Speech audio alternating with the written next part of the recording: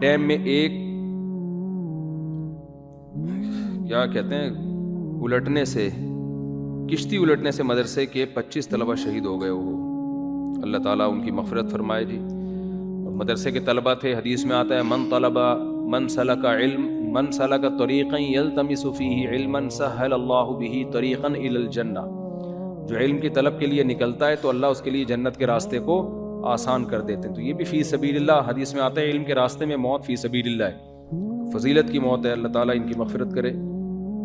اور جو کشتی الٹنے کے اسباب ہیں اس پہ بھی غور کرنا چاہیے کہ کیوں الٹی، کیا ٹیکنیکل فالٹ تھا۔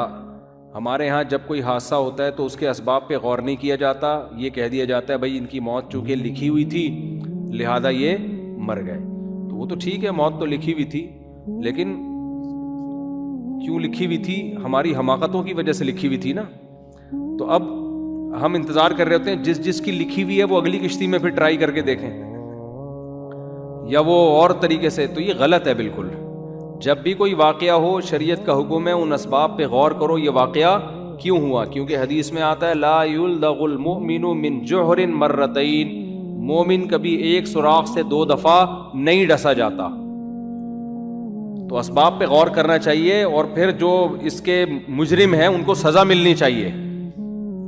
جو مجرم ہیں، جو جن کی غفلت سے ہوا ہے۔ میں نے اپنی آنکھوں سے ایک ایسا حادثہ دیکھا نا، چند سال پہلے کراچی میں میرا کسی شادی ہال میں بیان تھا، دوپہر کا وقت تھا، کوئی عقیقے کی تقریب تھی یا کیا تھا۔ میں بیان کر کے باہر نکلا ہوں ادھر ہی، تو 2 مزدور وہ سیڑھیوں سے چپکے ہوئے، لوہے کی سیڑھیاں، اور ان کے منہ سے آگ نکل رہی تھی، ایسا پاورفل کرنٹ مسلسل ان میں سے بہ رہا تھا، آنکھوں سے بھی انگارے نکل رہے اور منہ سے بھی آگ نکل رہی، اور دونوں سیڑھیوں سے، لوہے کی سیڑھیوں سے چپکے ہوئے تھے۔ ہوا یہ تھا کہ ٹھیکیدار کو کنسٹرکشن کا کام دیا ہال کے اوپر کی منزل کی ریپیئرنگ کا، وہ لوہے کی سیڑھیاں لے کر آیا جو چلنے موویبل ہوتی ہے نا، چکور سیڑھیاں نہیں ہوتی جو چلتے، وہ سیڑھیاں بجلی کی تاریں، انتہائی اس میں تیز کرنٹ تھا، اور تار کے ساتھ بلڈنگ ہے، بلڈنگ کے بیچ میں وہ موویبل سیڑھیاں رکھی ہوئی ہیں۔ اب خود سوچو یہ سیڑھی ذرا سی ہلے گی فوراً تار سے کرنٹ ٹرانسفر ہو کے نیچے آئے گا کہ نہیں آئے گا؟ کتنی بڑی غفلت ہے ٹھیکیدار کی۔ وہی ہوا کہ وہ مزدور جب کام سے گئے ہیں تو وہ سیڑھیاں، ایک تو وہ اتنا پاورفل کرنٹ ہے کہ وہ تار تو خود کھینچ لیتی ہے سیڑھی کو۔ اب تاروں نے کیا کیا ہے، سیڑھیوں کو اپنی طرف کھینچا، وہ کرنٹ جو انتہائی تیز کرنٹ نیچے آیا، مزدور کام کر رہے تھے، سیڑھیوں نے ان کو کھینچ لیا اپنی طرف، وہ دونوں چپک گئے سیڑھیوں سے، اور کافی دیر تک الٹے پڑے ہوئے، ان کے آنکھوں سے بھی آگ نکل رہی اور ان کے منہ سے۔ میں نے تو ویڈیو اس لیے نہیں بنائی کہ ان کے رشتہ دار ہوں گے، جب یہ میتیں گھروں پہ جائیں گی تو وہ منظر دیکھ کے ڈر جائیں گے، ورنہ تو لوگ ایسے موقع پہ فوراً ویوز بڑھانے کے لیے نا اپنے یوٹیوب پہ فوراً ویڈیو بنا کے ڈال رہے ہوتے ہیں۔ مجھے یہ سوچ رہا کہ اچھا فوراً ان کو آپ پکڑ بھی نہیں سکتے جا کے، کیونکہ وہ آپ کو کرنٹ لگے گا، تو اب ڈنڈا لاؤ کہیں سے، وہ کتنا بڑا ڈنڈا، کیونکہ قریب جاتے ہیں نا تو وہ آپ کو بھی کھینچتی سیڑھی، وہ تو بےچارے شہید ہو گئے، مر گئے، اب ان کو تو نہیں بچا سکتے۔ آدھا پونا 1 گھنٹے تک یہ تماشا دنیا دیکھتی رہی ہے، اس کے بعد ایمبولینس آنے میں کتنا ٹائم، پھر وہ ان کو ڈنڈے سے ہٹاؤ، وہ جل گئے تھے بےچارے، اور اتنی عجیب آنکھوں سے انگارے نکل رہے، اور کرنٹ مسلسل اس کا فلو بہ رہا تھا۔ لیکن مجھے یقین ہے کہ نہ اس ٹھیکیدار کے خلاف کوئی کیس ہوا ہوگا، بس اس نے بھی کہا ہوگا جو مقدر میں تھا ہو گیا، موت تو لکھی ہوئی ہے، سب نے ایک دن مرنا ہے، تو ٹھیکیدار نے بھی تو مرنا ہے نا ایک دن، اس کے بارے میں اللہ نے لکھا ہوتا ہے تقدیر میں کہ یہ نہیں مرے گا، کیونکہ یہ ایسی احمق اور بے وقوف قوم میں پیدا ہوا ہے کہ اس قوم میں ہمیشہ مجرم لوگوں کی عمریں 99 سال ہوتی ہیں، اور جو مزدور طبقہ ہے وہ جلدی مر جاتا ہے۔ تو اللہ نے بھی دیکھ کے لکھا ہوتا ہے نا قوموں کے بارے میں، تقدیر تو برحق ہے، وہ تو نہیں ٹل سکتی، لیکن اللہ نے ہر کے حساب سے لکھا ہوا ہوتا ہے نا کہ یہ احمق اور بے وقوف لوگ ہیں، ان پر یہی رہے گا، ان کے ساتھ حساب و کتاب۔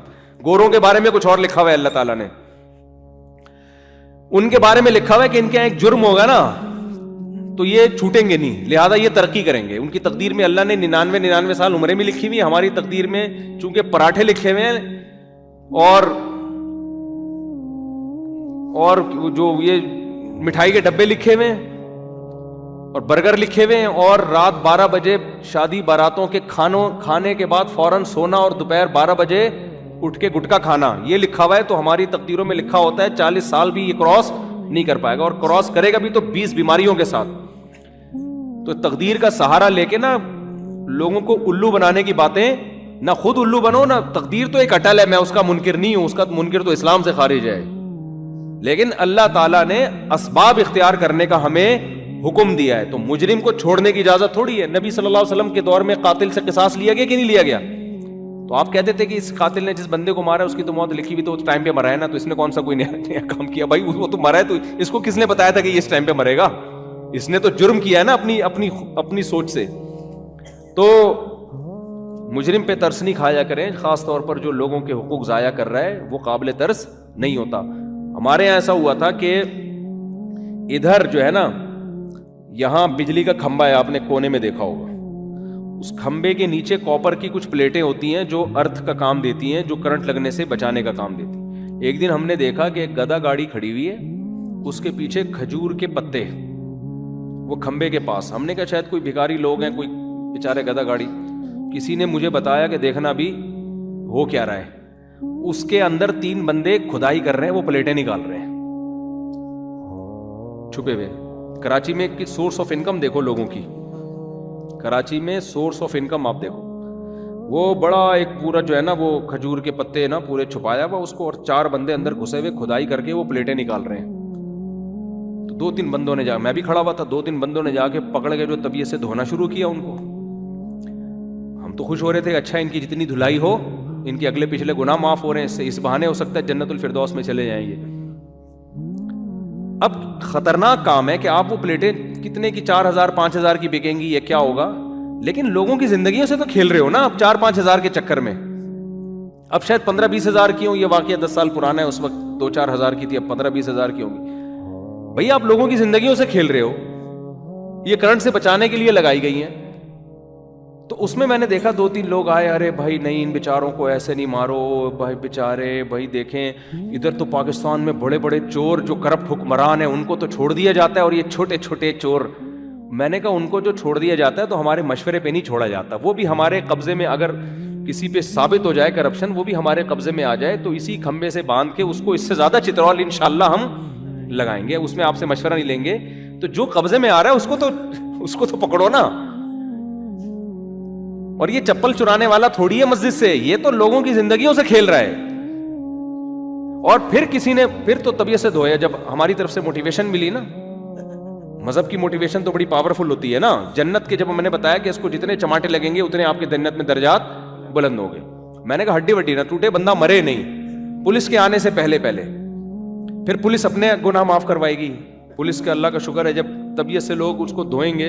اب مار دیتے ہیں لوگ, یہ جائز نہیں ہے, قتل جائز نہیں, ہڈی توڑنا معذور کرنا جائز نہیں ہے. تو وہ ویسے آپ تبرکن جتنے چماٹ لگا سکتے ہیں لگائیں. ہم ہڈی توڑنے کے اور موت کے قائل نہیں ہیں چوروں کے حق میں. اس میں تو ہم نے کچھ چور چھڑوائے ہیں, لوگ جان سے مار رہے تھے. ہم نے کہا یار کوئی اسلحہ تھوڑی ہے اس کے پاس, جان سے کیوں مار رہے ہو بس. پھر تو جب ہماری قوم کو جب ایک دفعہ کہیں مارنے کے لیے اگر پتہ چل جائے نا ثواب مل رہا ہے, پھر تو اس کو بیچارے کو جان سے ہی مار دیتے. تو چور کو جان سے نہیں مار سکتے آپ اگر اسلحہ نہیں ہے اس کے پاس. تو ہم نے اس کو, یہاں ایک چور تھا, اتنا مارا. ہم نے کہا بس کرو یار, اب یہ تو چور ہے نا, بس ٹھیک ہے چند تھپڑ کافی ہیں, باقی پولیس کے حوالے کرو اس کو. آپ کہہ سکتے ہیں پہلے ہی پولیس کے حوالے کر دو, تو پہلے نہیں, پہلے کچھ خود بھی ثواب حاصل کرو. سارا ثواب پولیس کو نہیں دو, پہلے خود ثواب حاصل کرو, پھر پولیس والے اللہ کے دربار میں اپنے گناہ معاف کروانے کے لیے وہ الگ سے چترول لگائیں گے. کیونکہ سسٹم ہی نہیں ہے نا, قانون نہیں ہے, تو عوام بھی اگر چترول نہیں لگائے گی اس طرح کے چوروں کو تو وہ تو بڑا مسئلہ خراب ہو جائے گا نا پھر.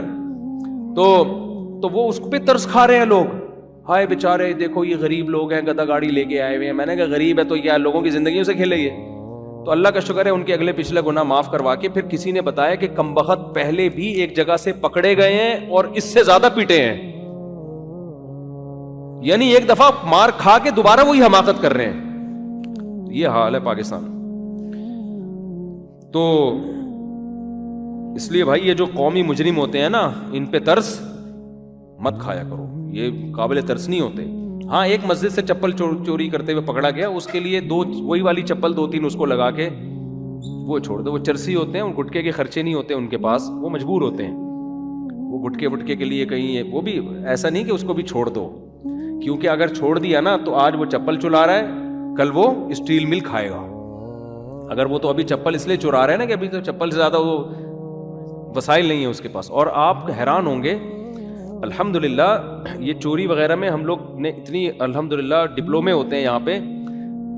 ہم جب یورپ میں کہیں سفر کرتے ہیں نا تو مسجدوں میں چپل باہر ہی اتار دیتے ہیں. یہاں تو ہمیں خطرہ ہوتا ہے نا چوری ہو جائے گی, وہاں خطرہ نہیں ہوتا. پیرس کا نام تو سنا ہوگا آپ لوگوں نے, دماغ میں آتا ہے پیرس, تو وہاں کی مسجد بھی, پھر وہاں چپل, اتنا مالدار ملک ہے, وہاں کون چپل چوری کرے گا. ہم پیرس میں جب گئے نماز پڑھنے کے لیے تو سردی تھی, ہم نے اپنی جیکٹیں اتار کے رکھی اور چپل رکھ کے ہم نماز پڑھنے چلے گئے اندر. ہم جب واپس آئے تو ایک بندہ کھڑا ہوا, کہہ رہا میں آدھے گھنٹے سے کھڑا ہوں آپ کی چپلوں اور جیکٹ کی حفاظت کے لیے. میں نے کہا کیوں بھائی؟ کہہ رہے یہاں سے چپل بھی چوری ہوتی ہے اور جیکٹ بھی چوری ہوتی ہے. میں نے کہا یہ پیرس ہے یار, کیا غریبوں والی باتیں کر رہے ہو. 2-3 لوگوں سے تصدیق کی, انہوں نے کہا بالکل ایسا ہی ہوتا ہے. یعنی یوں سمجھ لیں کہ ہم جیسے دیسی لوگ بہت ہیں وہاں پہ, ٹھیک ہے نا. مسلمان چور نہیں ہوتے, مسلمان میں تو عرب بھی ہے نا, وہ تو نہیں کرتے سعودی, ان کے پاس کیا نہیں اتنا ہے. تو میں نے کہا یار یہاں کے بھی تو اس میں جو انہوں نے کہا جتنے بھی یہاں اس ایریے میں دیسی لوگ کیا ہے, براؤن لوگ زیادہ ہیں اس میں.